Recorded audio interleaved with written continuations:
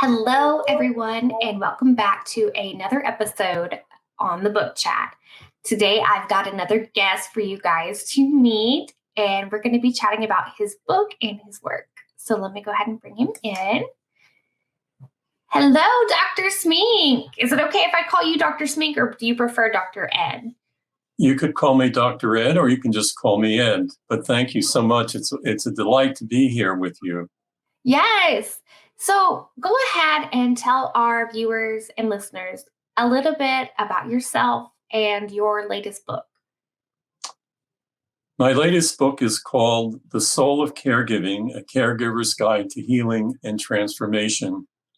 And I did not know when I wrote it that it was almost an informal memoir, but it has to do with each of us choosing as caregivers to take care of ourselves. I didn't know how to do that. And I experienced severe compassion fatigue and burnout over 25 years ago. And it was because I didn't listen to those interior movements that were going on within me. I was ridiculed and shamed by the people I was working with every time I said, I think we need to rest. And there was this almost obsession to keep working, almost like being in a hamster in a wheel. We kept on going, or stop the merry-go-round, I need to get off. And so I went through severe burnout, and it was only because of the kindness of this wonderful Jesuit counselor that held me in this crisis and saved my life. And I want to be an agent to those who are experiencing compassion fatigue and burnout, and I'll explain the difference between them.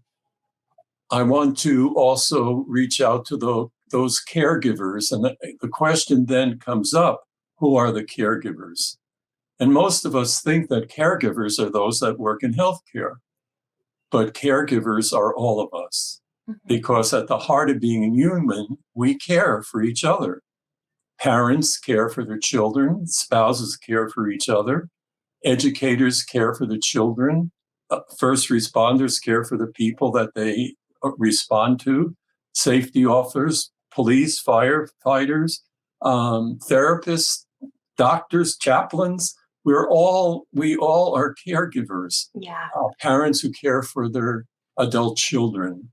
And many of the caregivers are unpaid family members who are taking care of a spouse or a sick child. And so we get exhausted. And we have learned in our culture that to take care of ourselves is being selfish. And so what do we do? Well, the first thing is to recognize we're not selfish. I had a client once who was giving her all to taking care of her father who had Alzheimer's. And she decided she eventually needed some coaching. And she said, I feel selfish. I feel so selfish taking care of myself.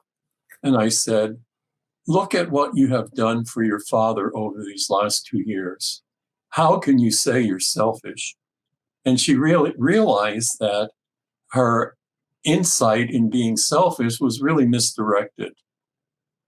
So what happens is, because of our culture, we have this Horatio Alger myth that if we keep on trying, we keep on trying, we're going to get it right. Well, healing is relational. Mm-hmm. And you cannot overcome the symptoms or the feelings of compassion fatigue or burnout without help. So the first thing is we have to acknowledge there's an issue that we need help. I can talk more about the 3 cultural taboos that prevent us, but I'm wondering if you have any questions in what I've said. I am actually really intrigued because that's a lot. I try to bring a lot of self-care awareness into everything I do because growing up, I didn't have a lot of it. I was, like you've mentioned, our cultures kind of pushed us to focus on everyone outside of us and worry about them first. And I really got a dose of like, I need to take care of myself after I had my son, because that's something you have to be able to function at a good level to take care of everybody else. So that is correct. And oftentimes, spouses or family members feel that they have to keep pushing. But what happens is if they get sick, who's going to take care of their spouse or child? So that sense of self-care is so important. And I have changed the term self-care to soul care. So when we're in touch with that deepest sense within ourselves that we know who we are, I call that soul. So it's quite different than what we may have been raised. We just celebrated Halloween, where we make fun of the dead and the ghost and everything. yeah. But what's real is what happens in us, that we find that inner strength to make appropriate decisions. So the first taboo we have is in our culture is that we don't listen to what's happening inside ourselves. And that's what happened to me several years ago. And anyway, what happens is we feel we will be shamed if we acknowledge to another person that a traumatic event affected us. Mm-hmm.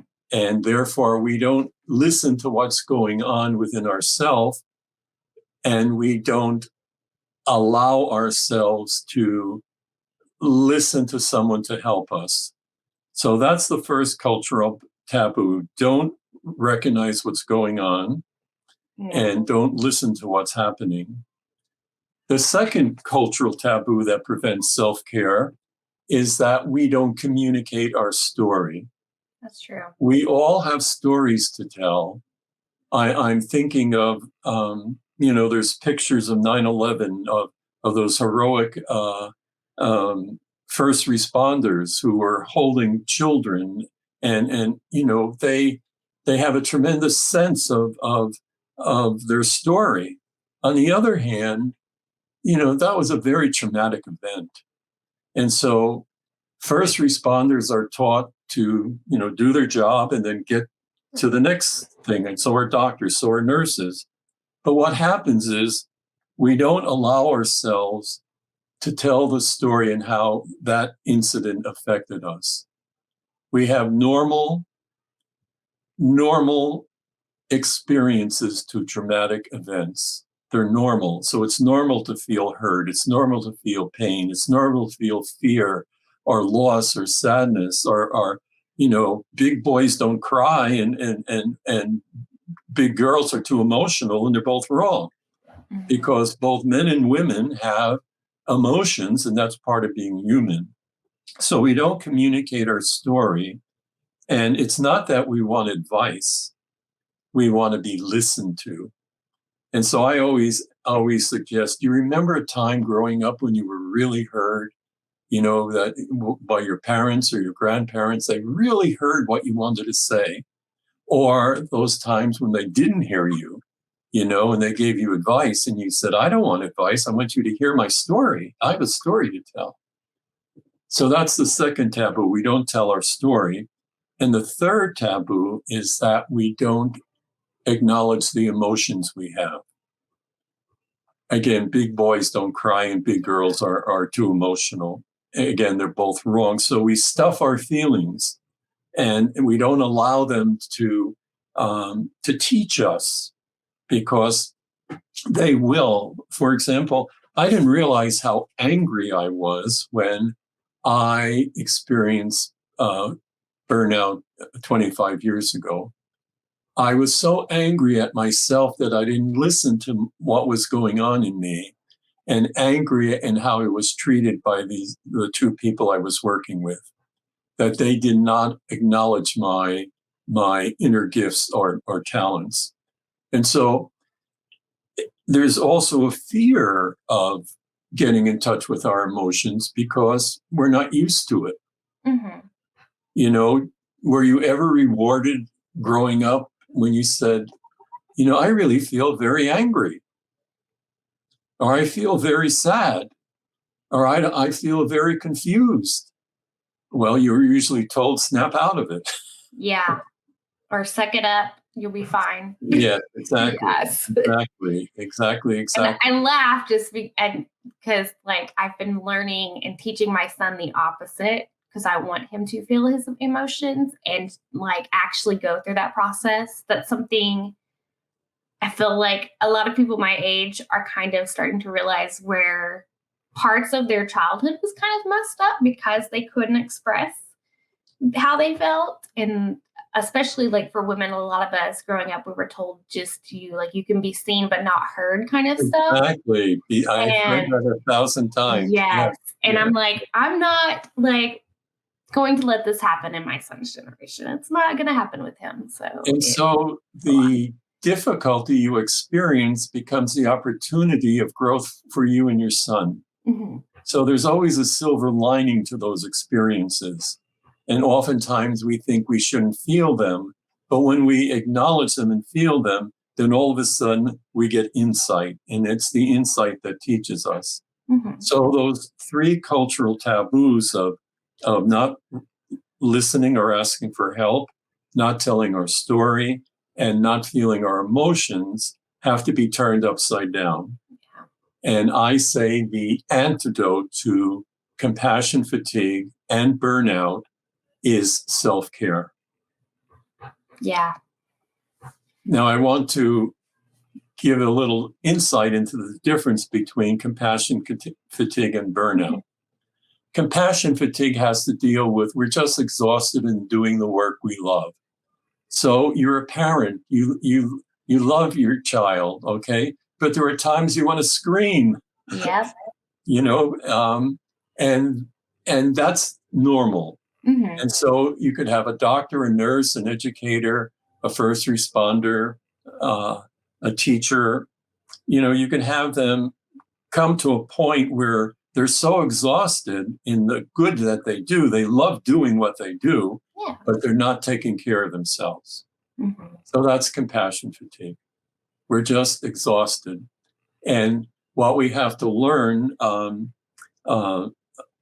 is something called compassion resilience. And I'll talk about that. Eric Gundry talks about that, compassion resilience. And so we then have to recognize that there are certain things that we need to do when we experience compassion fatigue. Burnout has to do with I'm working in a situation, or I'm working in a family situation, I'm working in an organizational situation where I'm not getting the support I need.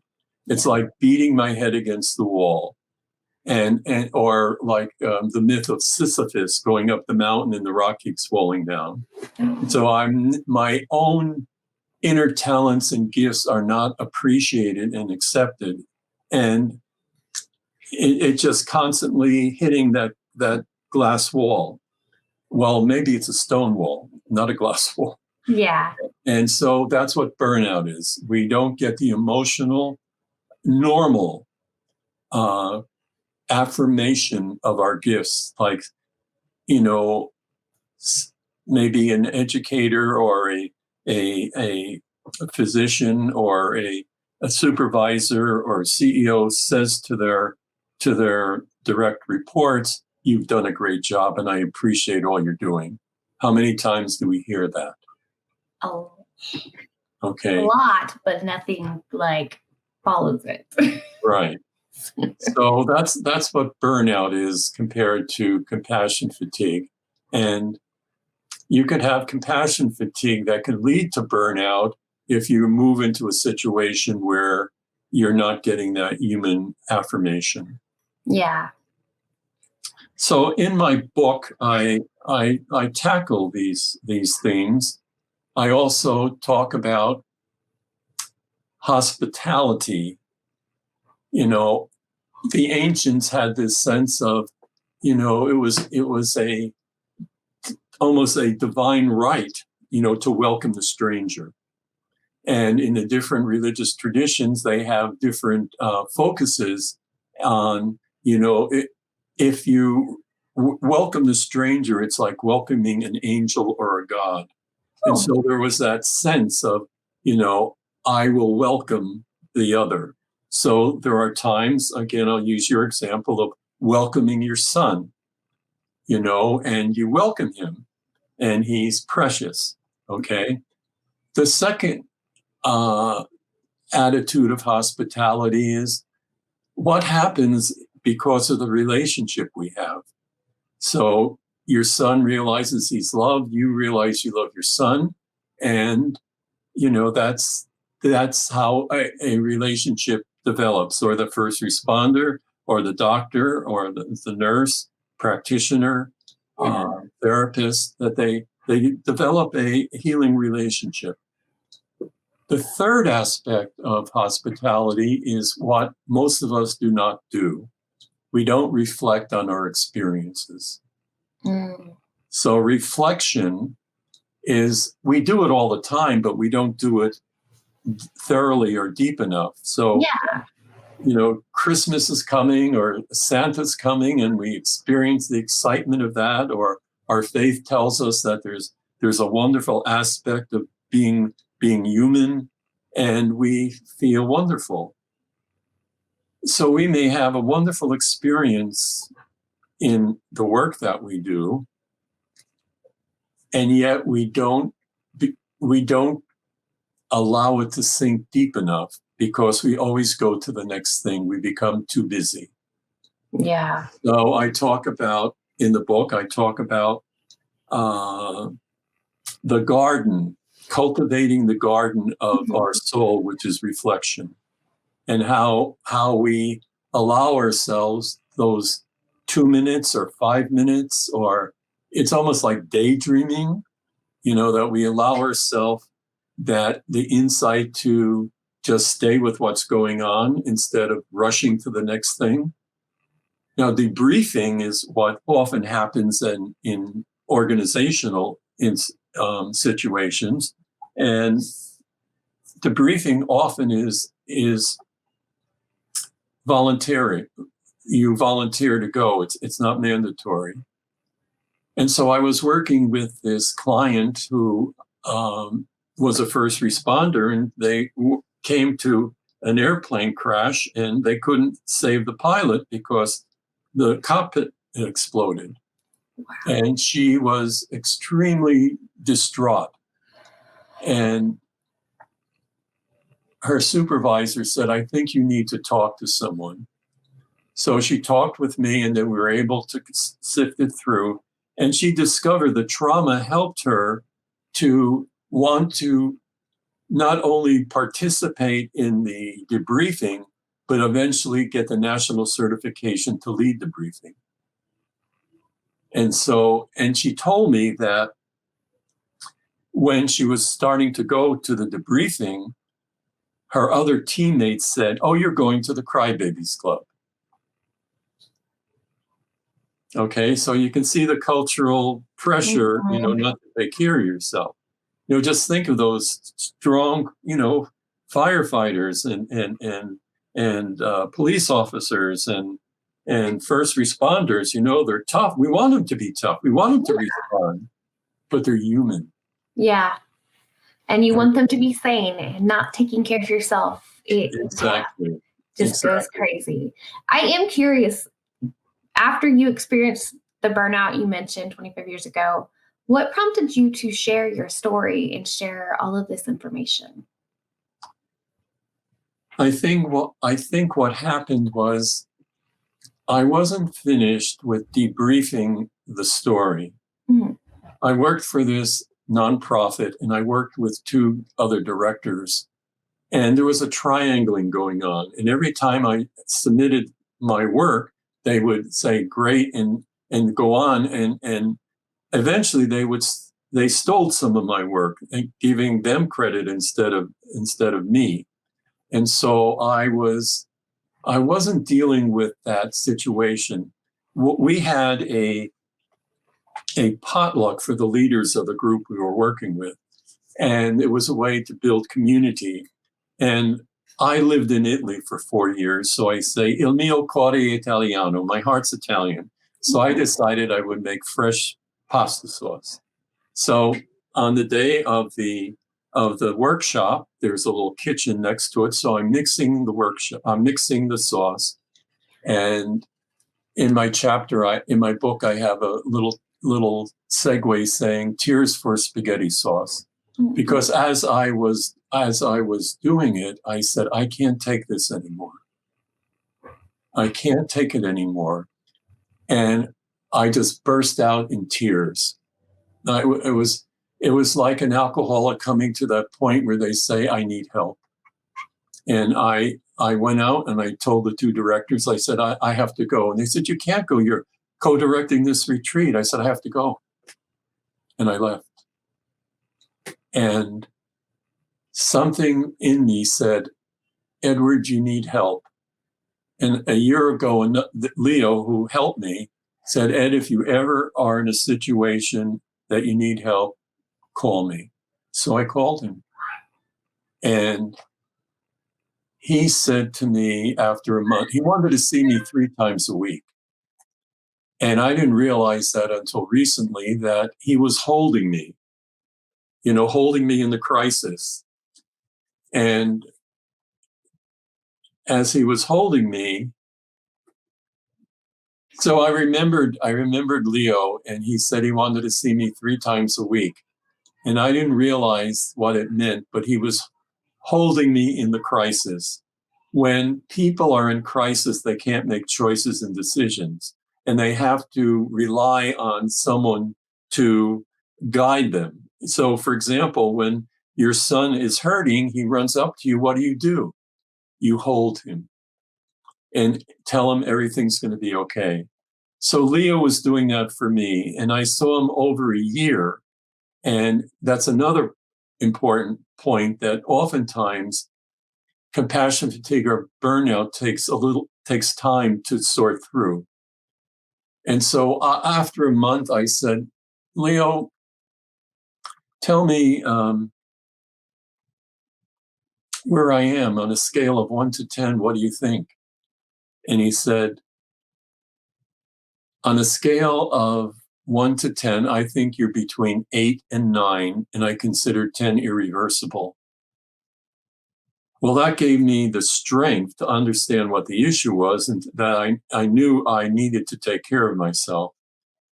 And then, I said, because of my faith belief, I said, well, I want to do what the Holy Spirit wants me to do. And he started to laugh, and he said, the Holy Spirit wants you to do what's the easiest thing. So when you become overwhelmed, and I remember this to this day, and I offer this as a suggestion, when any of us feel overwhelmed, pick the low-hanging fruit. And picking the low-hanging, after a while, again, because of my faith tradition, I asked, what does the Holy Spirit want me to do? And he started laughing. And he said, the Holy Spirit wants you to do what's the easiest thing to do. And to this day, I follow that. And I offer that to each of the listeners, that when you feel overwhelmed, pick the low-hanging fruit. Do what's the easiest thing to do. And that'll give you a sense of certitude and courage. Don't go way up on the top. Think of something simple. Like oftentimes I will decide in the course of the day, I'm going to do X, Y, and Z. And by the middle of the day, I've only done X.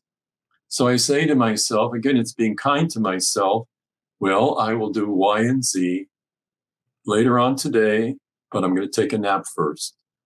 Or I'm going to do X, I'm going to do Y and Z tomorrow. And what's the rush? So it's being able to be kind to yourself and feel that everything doesn't have to be done today. So he taught me that, and I follow it today. But what helped me realize as I retired, I wanted to offer this hope to to caregivers that you can overcome what you're experiencing. I didn't want to be a couch potato. I felt I have a enormous amount of wisdom that I want to share. And so that led me to writing the book. It started, I remember when I got my doctorate, one of the readers said, "When are you going to write the book?" She was one of my readers, and it was almost like, "When are you going to write the book? When are you going to write the book?" And, and I got very involved in work, and I graduated in 2010, and then 2017, I woke up one morning and I said, "It's time to write the book." And I sat down and developed the 10 chapters. And within a year, it was published. And then this past year in 2021, I revised it. And strengthened it even more. And it just flowed. It just came out of me. And even now, as I'm developing eventually a course on the book, I keep getting taught from it. Yeah.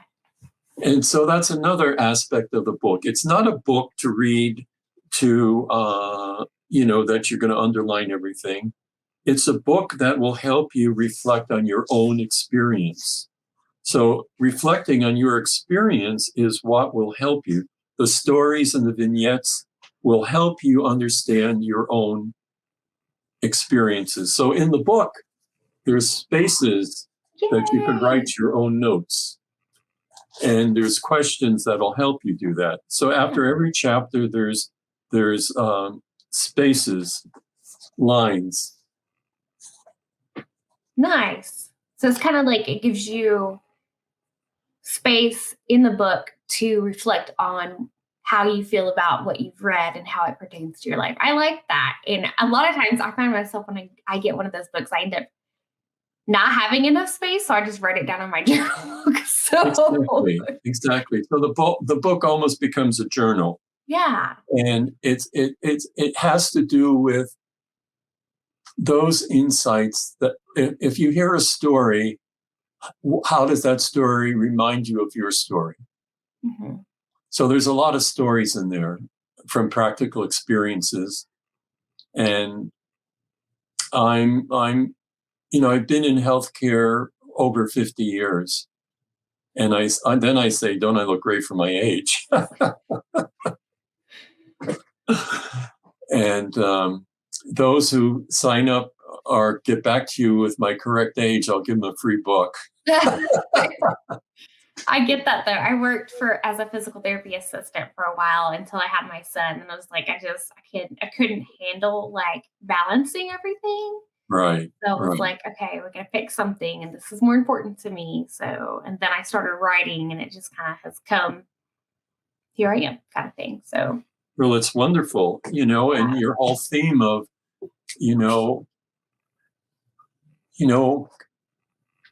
the ancients had another experience. It was called the wounded healer, and I talk about the wounded healer.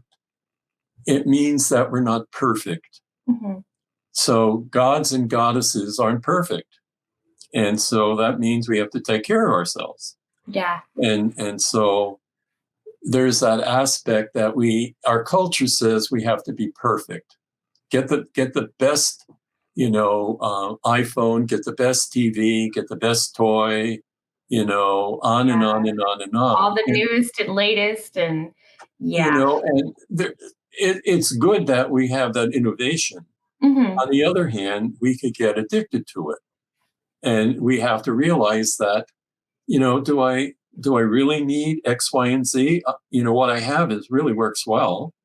And so we're challenged, in our culture to recognize that we're not perfect. And it simply means that I have areas to grow. Yeah. So if I ask you as a mother, do you feel you're growing as a mother? You would say yes. Oh yeah. Okay. Learning And something your new son, every day about myself, about my child, about the world. There's exactly, never your son a teaches you. stop. Yes. Yeah. And the same with me. I keep growing. So it's not a negative thing to No. recognize we're not perfect. I remember doing a orientation for new employees at one of the sites I worked in, and we had a value of excellence. And I said, you know why we have a value of excellence? Because we're not always excellent. Mhm. We're always striving. And then I said, is anyone here perfect in the room? No one raised their hand. I believe it. And then I said, and don't we just hate people who think they are? Yep. Where the ego is sort of stretched. Yes. Yes. Oi. But yeah, I love that that is the main, like, self-care and taking care of yourself and expanding on the best ways to take care of yourself. I love that you feature that in your book because really that is a great tool to educate the world on how to take better care of themselves because there's, like you mentioned, our culture is kind of like pushed it away, like, oh no, we're not going to do this, but we need to bring it in, have it forefront, because everything is going to function a lot better if we take care of ourselves because we'll function better. There you go. Well, it means we create a new paradigm, and I'll give you a story. Instead of isolating someone in our group that feels overwhelmed and experiencing compassion fatigue or burnout, which is the common practice, there was this police commander or captain in Illinois, and he was interviewed by NBC, and he said, I have PTSD and I'm suffering from it. So he brought his entire team together, the entire police force together. And he said, from now on, first of all, I want to tell you the work that we do has its effects. We love doing it, but there's a shadow side. And I am suffering from PTSD, and I don't want to keep it quiet anymore. So I want each week when we meet, I want to offer the opportunity for someone to tell a story about their experience. And so instead of isolating someone on our team, we want to be the catalyst, the source, the container that holds them during this time. And it's fantastic that he came to that awareness that the team itself will be the source of healing. That's I wish that could be in every team situation you're involved in. That it's okay to share your story. You don't have to go. It's not group psychotherapy. Yeah. It's rather I have the opportunity to admit because of that experience. So we're dealing with the three cultural we're changing them. That I could acknowledge that incident we just really affected me. And I'm probably seeing someone because of, but I need you guys to know this. And I want to share my story, and it's making me feel left out if I don't communicate what's going on in me. So those three taboos are turned around, and the team becomes the source. I like that because we do need more of that. Wow. Well, we have reached the end of our time limit. So, Dr. Ed, go ahead and tell our viewers where we can find this fantastic piece that you've created. Yes, you can find my book on Amazon, The Soul of Caregiving, A Caregiver's Guide to Healing and Transformation. Or you can find it on my website, which is soulofcaregiving.com. And there you can order a book that I'll sign. Ooh. And you just pay for the postage in the book, and you'll get it, within a couple of days.